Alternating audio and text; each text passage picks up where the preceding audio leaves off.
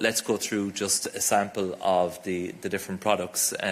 So this adapter may look perfectly safe to use, but it has a number of different problems associated with it.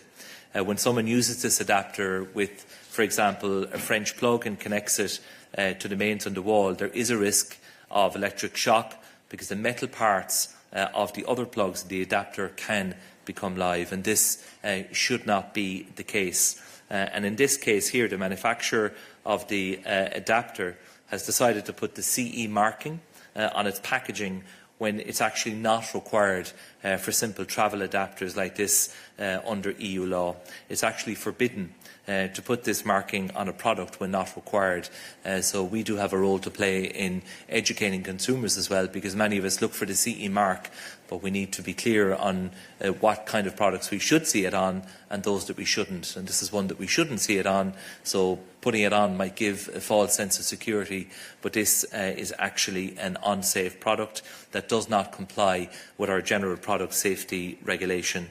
This adapter was notified by a French market surveillance authority, and the responsible authority recalled the adapter from consumers and then withdrew it from the market.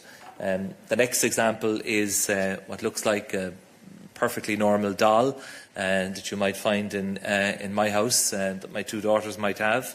This was actually withdrawn from the market by the Maltese authorities because it contains dangerous chemicals that are added to plastics to increase their flexibility, transparency, durability and longevity. These chemicals are called phthalates, and they are very harmful to children, can impact their reproductive system at a later stage in their lives.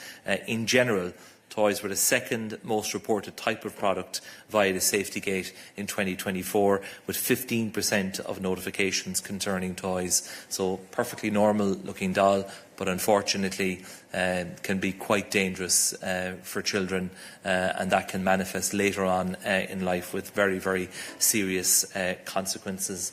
The third example, again, what may look like perfectly normal swimming shorts for kids. These were notified by the Belgian authorities, and the reason that these are dangerous is that the drawstrings are actually too long and exceed the safety limits. As a child moves, they could get caught in something, and this could pose quite a serious risk to their safety. If they're moving at speed and these drawstrings get caught and secured as the child is moving, the consequences can potentially be quite serious. In addition, we have here a holder for a baby soother. Again, this will look very, very familiar to many European consumers. This was notified by the Belgian authorities, and it's dangerous for a few reasons.